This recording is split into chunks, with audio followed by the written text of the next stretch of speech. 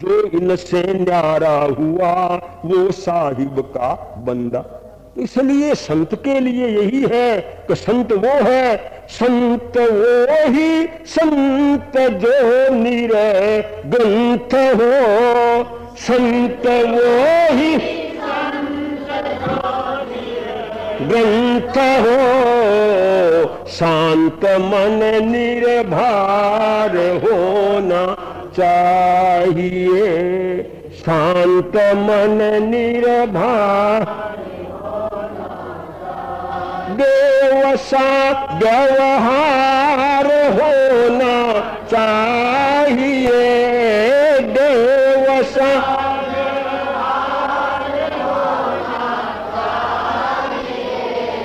संत का सत्कार होना चाहिए, संत का सत्कार होना चाहिए। नहीं नफरत स्थान पाती है वहाँ, नहीं नफरत स्थान पाती है वहाँ, प्रेममय संसार होना चाहिए, प्रेममय संसार होना चाहिए, देव सा व्यवहार होना चाहिए, देव सा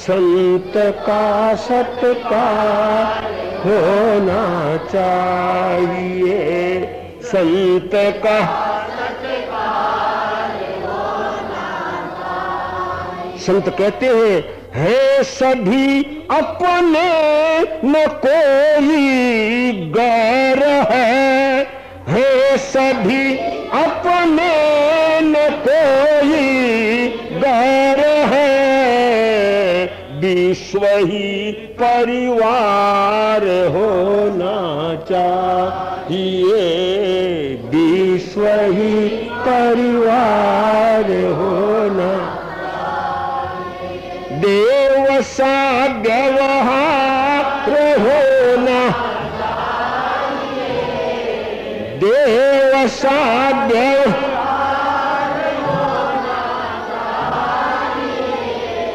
संत का सत्कार होना चाहिए, संत का सत्कार होना चाहिए। अंत का शब्द है ज्योति चंदन जले पावने प्रेम की, ज्योति चंदन जले पावने प्रेम की, खुला दिल दरबार होना चाहिए, खुला दिल दरबार होना चाहिए, देव सा व्यवहार होना चाहिए, देव सा व्यवहार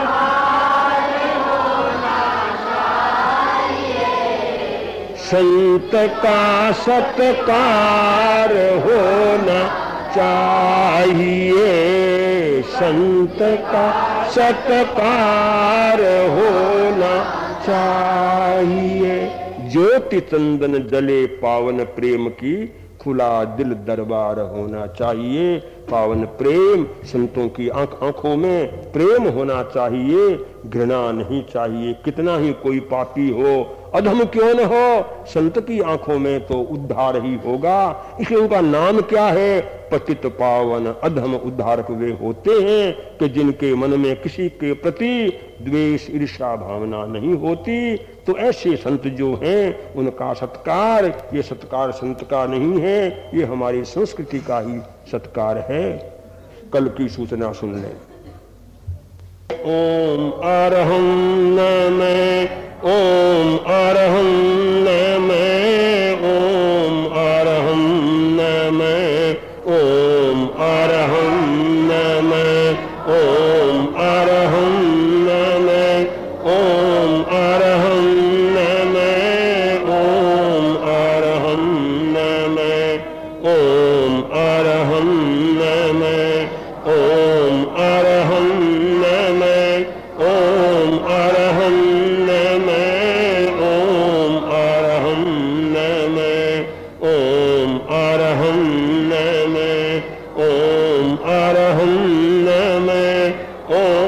अरहं नमः ओम अरहं नमः ओम अरहं नमः ओम अरहं नमः ओम अरहं नमः ओम अरहं नमः ओम अरहं नमः ओम अरहं नमः ओम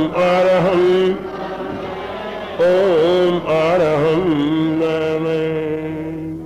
एक श्री कृष्ण महाराज की महारानी सत्यभामा वो कैसी है, उसका सौंदर्य बड़ा सुनने में आया। उसे देखने के लिए नारद मुनि आए, पहले राजसभा में आए और आपने सभी ने बड़ा सम्मान दिया। महाराज आपने बहुत समय के बाद दर्शन दिए और बहुत स्तवना पूर्वक उनकी इज्जत की। अब नारद मुनि बोला मैं महलों में जाता हूं दर्शन देने के लिए। अब उस समय में क्या बात बनती है, आए आए तुरंत चल आए नारद हरि महलों में। आए आए तुरंत चल आए नारद सत्यभामा का देखने को रूप रे नारद हरि महलों में। सत्यभामा का देखने को रूप रे नारद हरि महलों। देख रही मुख मुकुर में भामा करके स्नान। देख रही मुख मुकुर में भामा करके स्नान। प्रतिबिंबित नारद हुए बोली धर कर मान रे नारद हरि महलों में। बोली धर कर मान रे नारद हरि महलों। आए आए तुरंत चले आए नारद हरि महलों। आदमी की छोटी सी भूल कितनी दुखदाई बन जाती है। अभिमान अहंकार जहां आ जाता है वहीं आदमी को चोट खानी पड़ती है। सत्यभामा को अपने रूप का बड़ा जोम था, बड़ा अहंकार था। सत्यभामा मानती थी मैं बहुत सुंदरी हूं। नारद मुनि का तो आना, सुबह सुबह का समय सत्यभामा ने स्नान किया। अपने बालों को संवारने के लिए शीशा ऐसे लगा हुआ, शीशा की तरफ तो उसका है मुंह और बालों की तरफ क्या है उसकी पीठ। सत्यभामा बालों को संवार रही है, अपना रूप देख रही है। इतने में सीधे नारद मुनि दरवाजे से समझो आए। अब नारद मुनि का तो आना आप जानते हो, शीशा सामने लगा हुआ हो और कोई सामने से आता हो तो क्या होगा कि उसका प्रतिबिंब उसमें आएगा ना। सीधा नारद मुनि का प्रतिबिंब था वो सत्यभामा के मुंह के पास में ही आ गया। आते ही सत्यभामा क्या बोली कि मुख मृगांक के पास में ये राहु का प्रतिरूप। मुख मृगांक के पास में राहु का प्रतिरूप। हाय कहां से आ गया, हाय कहां से आ गया। है कितना विद्रूप रे नारद हरि महलों में। है कितना विद्रूप रे नारद हरि महलों। आए आए तुरत चल आए नारद हरि महलों। मुख मृगांक के पास में राहु का प्रतिरूप, हाय कहां से आ गया है कितना विद्रूप। सत्यभामा की वाणी निकली कि मेरा मुंह तो पूनम का चांद जैसा, मेरा प्रतिबिंब मेरी छवि, और ये चांद के पास में राहु कहां से आ गया, कैसा विद्रूप रूप। क्यों गया ना, मैंने उसका मुंह था ऐसा, उसकी थी और सामने श्री आई ना, तो बिल्कुल माने दोनों मुंह थे वो आमने सामने हो गए। होते ही सत्यभामा ने उपमा लगाई कि पूनम का चांद हो, उसके पास में राहु जैसा ये रूप, विद्रूप कहां से आ गया। उसका तो बोलना और नारद मुनि के कान में इस आवाज का पड़ना, ये सुनते ही ऐसा सुन नारद मुनि कोप चढ़े तत्काल।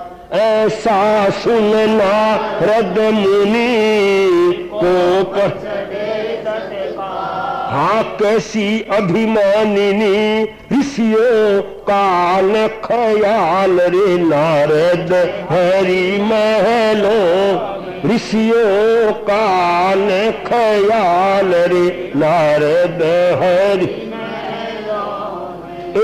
हरि तो मेरा भक्त है विनयी परम विवेक। हरि तो मेरा भक्त है विनयी विमल विवेक। महारानी भारी मिली, महारानी भारी मिली, अति उद्धत अविवेक करे नारद हरि महलों में। आए आए तुरत चल आए नारद हरि। ऐसा सुन नारद मुनि कोप चढ़े तत्काल। हा कैसी अभिमानिनी ऋषियों का न ख्याल। वो नारद मुनि के कान में आवाज आई कि पूनम के चांद के पास में ये राहु कहां से आ गया। ऐसा सुनते ही तो नारद मुनि एकदम आग बबूला हो गए। अरे ऋषि मुनियों का कोई रूप रंग देखना होता है क्या। अरे अष्टावक्र मुनि थे वो क्या थे बताओ। संतों का तो गुण देखना होता है, उनकी महत्ता देखनी होती है, उनके रूप रंग के ऊपर ध्यान देना है, वो बिल्कुल भयंकर भूल होती है। तो ऋषि मुनियों का घर में आना और मूर्खी बोलती है राहु कैसे आ गया। ओहो हरि तो मेरा भक्त है विनयी विमल विवेक। आपट रानी भारी मिली अति उद्धत अविवेक। अभी मैं नीचे आया, राजसभा में आया, हरि ने कितना मेरा सम्मान किया, कितनी मुझे इज्जत दी। और हरि के घर में ये बैठी है महारानी जिसमें अक्ल नहीं।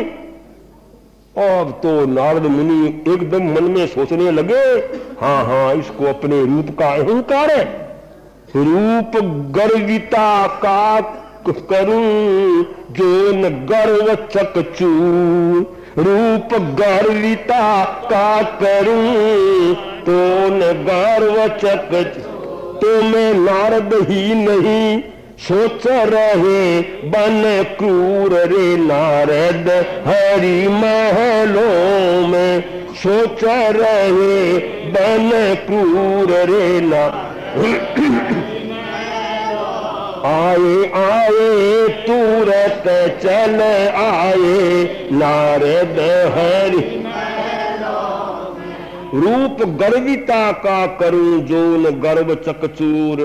तो मैं नारद ही नहीं सोच रहे बन क्रूर। इसको रूप का अहंकार है। इस माने अहंकारणी औरत का अगर मैं अहंकार नहीं तोड़ दूं तो मेरा नाम नारद मुनि नहीं। एकदम मन में रोष आ गया। तो इसलिए क्या करना चाहिए। रूप सुगुण से जो मिले स्त्री इससे 21। रूप सुगुण से जो मिले स्त्री इससे स्वयं मान इसका हटे, उतरे इसकी रीस रे नारद हरि महलों, उतरे इसकी रीस रे नारद हरि। आए आए नायत चल आए नारद हरि। रूप सुगुण से जो मिले स्त्री इससे 21, स्वयं मान इसका घटे, उतरे इसकी रीस। इसका इंतजाम एक ही है, सत्यभामा जैसी सुंदरी रूपवती इससे सवाई सुंदरी हो, गुणवती हो, बड़ी सद्गुण सहित हो, ऐसी स्त्री ऐसी महारानी यहाँ आ जाए तो इसका मान स्वयं टूट जाए, इसका अपमान स्वयं हो जाएगा, इसकी जो पूछ है वो स्वयं ही क्षीण हो जाएगी। इस प्रकार नारद मुनि के मन में भाव पैदा हो गए, हैन अंगना जाति को दुख सपत्नी तुल्य, भुक्त भोगिनी जानती इसका महंगा मूल्य। औरत सो दुख सहन कर सकती है, पर सपत्नी का होना माने उसके साथ में स्त्रियां दोस्त के साथ हो जाए तो दोनों का मन शोक भाव के साथ में होना वो औरत के लिए बड़ा दुख होता है, वो इसको सह नहीं सकती। इसलिए मुझे ऐसा ही करना चाहिए। बस नारद मुनि अंदर आई नहीं, सत्यभामा के सामने ही नहीं आए, बस उस ही धुन में लगे नारद मुनि दिन रात। बस उस ही धुन में लगे नारद मुनि। बोलो किससे है छिपे नारद के उत्पात रे, नारद हरि महलो, नारद के उत्पात रे नारद। आए आए तुरंत चल आए ना। बस उस ही धुन में लगे नारद मुनि दिन रात। बोलो किससे है छुपेर नारद के उत्पात। नारद मुनि इसी देवा से फिर गए, लौट गए वापस। अब इसी धुन में लगे वे, कोई राजकन्या भी हो, कुंवारी हो, सुंदरी हो, रूपवती हो, खान सब बातों से 21 हो, तब ही काम बन सकता है। क्योंकि द्वारकाधीश के घर में तो खुद हो जाएगी, कोई न कोई सवाई होनी चाहिए। और नारद मुनि इस खोज में लग गए। फिरते फिरते नारद आए, फिरते फिरते नारद देश विदर्भ बीच मन भाए, देश विदर्भ बीच मन। सुंदर ग्वाल सुताए देखी, सुंदर ग्वाल सुताए देखी। नारद मुनि थे बड़े विवेकी, नारद मुनि थे बड़े विवेकी। फिरते फिरते नारद आए, देश विदर्भ बीच मन भाए। सुंदर ग्वाल सुताए देखी, नारद मुनि थे बड़े विवेकी। और नारद मुनि इसी धुन में घूमने लगे, देश से देश, गांव से गांव, और जगह जगह जाते इसी बात, कहीं सौंदर्य हो, सब बात हो। फिरते फिरते कहां पहुंच गए? विदर्भ देश में जो है ना रुक्मिणी का देश, उसमें पहुंचे। जंगल में से पार हो रहे तो ग्वाल बालाएं, ग्वालिनों को देखा जंगल में, उनमें भी रूप, उनमें भी सौंदर्य। क्योंकि एक एक देश का हिसाब होता है, पानी का बड़ा हिसाब रहता है। पंजाब में आप जाओ, पंजाब के माने आदमियों में, औरतों में जो होता है रूप, वो अपने इस तरफ में नहीं होता। जितना रूप यहाँ है वो दक्षिण में नहीं है। दक्षिण में आप जाओ, रूप का नाम ही नहीं मिलता है। तो देश देश का हिसाब है। तो ग्वालों में माने ग्वालिनों में रूप देखा, आपने कहा भी ये ग्वाल बालाएं इतनी अच्छी लगती है, इनमें सौंदर्य है, तो राजकन्या तो पता कितनी सुंदर हो सकती है। सीधे शहर में आए, पुर में आकर पता लगाया, पुर में आकर पता लगाया, भेद रुक्मिणी का झट पाया, भेद रुक्मिणी का झट पाया। पुत्र पिता में विमति सवाई, पुत्र पिता में विमति सवाई, गुप चुप ही हो गई सगाई, गुप चुप ही हो गई सगाई। पुर में आकर पता लगाया, भेद रुक्मिणी का झट पाया, पुत्र पिता में विमति सवाई, गुप चुप ही हो गई सगाई। शहर में आए, पता लगाया अभी क्या है यहाँ, राजा कौन है, कितने उसके लड़के हैं, सारी बातों का पता लगाया। सब पता लग गया, अभी 5 तो है भाई, एक है बहन, रुक्मिणी नाम है, वो बड़ी भारी सुंदरी है। लेकिन यहाँ क्या हो रहा है कि बाप में और बेटों में हो रहा है भेद, इसलिए गुपचुप ही उसकी सगाई हो गई। मानो पिता की बिना इच्छा उसकी सगाई हो चुकी है। ये बात नारद मुनि की सुनने में आई। नारद मुनि राजसभा में नारद आए, भूपादिक ने शीश नवाए, ऊंचे आसन पर बिठला के कुशल प्रश्न पूछा गुण गा के। हम इसलिए कहाँ आए, राजसभा में पहुंच गए और ये नारद मुनि आए, कहीं जाओ चाहे सब लोग इनकी क्या करते हैं, इज्जत करते, सबने इज्जत की महाराज आओ, ऊंचा आसन दिया, बैठने का स्थान दिया, ऊंचे आसन पर इनको बिठलाए, पूछा महाराज सुख साता में हो, आनंद में हो। ये तो नारद मुनि तो बैठे, इतने में रुक्मी भी आया, इतने में रुक्मी भी, ज्येष्ठ पुत्र क्या यह मन भाया, ज्येष्ठ पुत्र क्या है मन,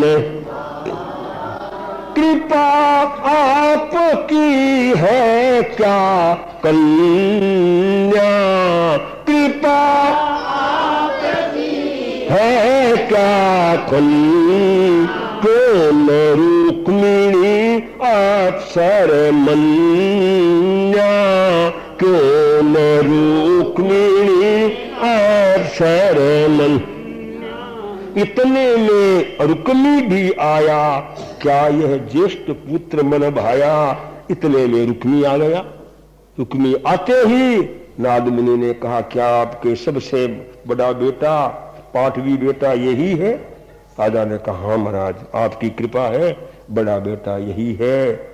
तो राजा सारे बेटे ही बेटे हैं या कोई बेटी भी है? कहा नहीं महाराज आपकी कृपा है, कोई कमी नहीं है, 5 तो मेरे बेटे हैं और 6 मेरे पुत्री है। अच्छा पुत्री कौन है, क्या नाम? रुक्मिणी। महाराज हाँ रुक्मिणी नाम की बेटी। नारद पूछते हैं धीरे धीरे कि रुक्मिणी अभी तक कुंवारी है या रुक्मिणी की संबंध कोई ब्याह हो गया, क्या है? जब ये नारद मुनि ने पूछा ना कुंवारी है या विवाहित है, पूछते ही रुक्मी चौंका कि ये बकरा ये सवाल क्यों पूछता है। फौरन उसने कहा नहीं महाराज कुंवारी क्या है, उसकी तो सगाई हो चुकी है, ब्याह भी फौरन होने ही वाला है। नारद ने पूछा अच्छा संबंध हो गया, सगाई हो गई? तो नारद बोले भोले बनकर, नारद बोले भोले। अच्छा अच्छा सगपन हुआ कहाँ पर, अच्छा सगपन हुआ चंदेरी पति से स्वामी, चंदेरी पति से स्वामी, है वह भी भूपों में नामी, है वह भी भूपों में। नारद बोले भोले बनकर, अच्छा सगपन हुआ कहाँ पर, चंदेरी पति से हे स्वामी, है वह भी भूपों में नामे। नारद भोले बन के पूछने लगे, तो तुम्हारी लड़की का सगपन कहाँ पर हुआ है? महाराज शिशुपाल जो चंदेरी का मालिक है, शिशुपाल के साथ में, रुक्मी बोलता है शिशुपाल के साथ में मेरी बहन का संबंध अभी अभी मान कायम हुआ है। नारद बोले हाँ हाँ भाई, शिशुपाल भी बहुत अच्छा राजा है, बहुत बड़ा राजा है, शिशुपाल भी बहुत अच्छा है, कोई बात नहीं, तो मैं राजमहल में जाऊं, उनको भी दर्शन दे आऊं। आ कृपा कीजिए नृप ने गाया, नारद महलों में चलाया। तो मैं राजमहलों में जाऊं, सब जो यहाँ इतने साल के बाद आया ही हूं, तो सबको दर्शन देने के लिए जाऊं। और नारद मुनि को कौन कहेगी मत जाओ? सभी ने कहा हाँ महाराज, आपके लिए सब द्वार खुले हैं, आप जो यहाँ पर आना हुआ है तो दर्शन की भी कृपा आपको करनी ही चाहिए। ऐसे कहने से सीधे नारद मुनि अंते उर ने शीश झुकाया, हो प्रसन्न गुण ग्राम सुनाया, न देखने में कन्या आई, था जिसका नारद उत्साही। सीधे नारद मुनि महलों में गए, जो भी राजरानियां थी सबने बड़ी नारद मुनि की इज्जत की, सम्मान दिया, सब सुख साता पूछी। पर नारद मुनि की तो आंखें घूम रही है कि वो रुक्मिणी कहाँ है, जिसको देखने के लिए आया वो तो दिखाई दी नहीं। तो क्योंकि आपको पहले बदला गया ना, देखो ये वो टाइम मिलता है जिस वक्त में सगाई होने के बाद में रुक्मिणी के पास सूचना आई, उसका मन खराब हो गया, वो कहाँ बैठी है ऊपर है? तो उसी समय में ये बात बनती है, आप संजो देखिए, उसी समय नारद मुनि यहाँ आए। तो नारद मुनि देख रहे कि मैं जिस काम के लिए आया वो काम तो हुआ नहीं, तो क्या बात बनती है? नृप की बहन भुआ रुक्मिणी की, जो अति चतुर वही पर ही थी, जो कन्या हित हरि को चाहती, प्रतिदिन उनका ही गुण गाती। राजा की बहन रुक्मिणी की भुआ, वो एक महल में ऐसी थी तो उसके मन में ये इच्छा थी कि मेरी माने सगाई रुक्मिणी में कहाँ हो कि हरि के साथ हो। उसका मन हरि के साथ में संबंध जोड़ने का था, तो उसके ही मन में ये ख्याल आया कि नारद मुनि आ गए, अगर ये थोड़ा सा काम सही बैठ जाए तो बैठ जाए। नारद मुनि की आंखें इसलिए घूम रही कि रुक्मिणी के विषय में किससे पूछना चाहिए। तो बुआ ऐसे आगे आगे जब वो आई ना, तो नारद मुनि ने पूछ लिया धीरे से कि वो कन्या रुक्मिणी कहाँ है। वो पूछते ही उसने कहा महाराज अभी आप मेरे साथ आओ, मैं आपको उसके पास ले जाऊं। पूछा उसे कहाँ है बाई, बुआ साथ पास कन्या के लाई, सोचा आज सुअवसर आया, बन सकता है काम बनाया। वो बुआ से पूछा, पूछते ही उसने कहा महाराज ठीक है। बुआ ने समझा कि आज मौका है, आज कुछ माने काम बन सकता है। बैठी थी कन्या जहां, बैठी थी वही भुआ एकांत, वहाँ वही भुआ आकर यो कहने लगी, आकर यो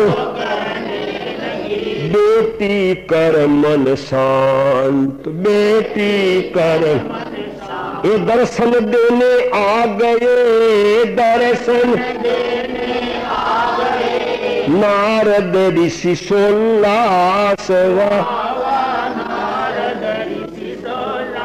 कर प्रणाम ले हृदय से, कर प्रणाम ले हृदय से, इनका आशीर्वाद, इनका आशीर्वाद। बैठी थी कन्या जहां भुआ वहीं एकांत, आकर यो कहने लगी बेटी कर मन शांत। नारद मुनि और भुआ दो ही दो सीधी ये ऊपर के महलों में नारद मुनि को ले गई। भुआ आगे गई और कहा बेटी आज तो तेरे तकदीर खुल गए, बड़ा भारी काम हुआ है।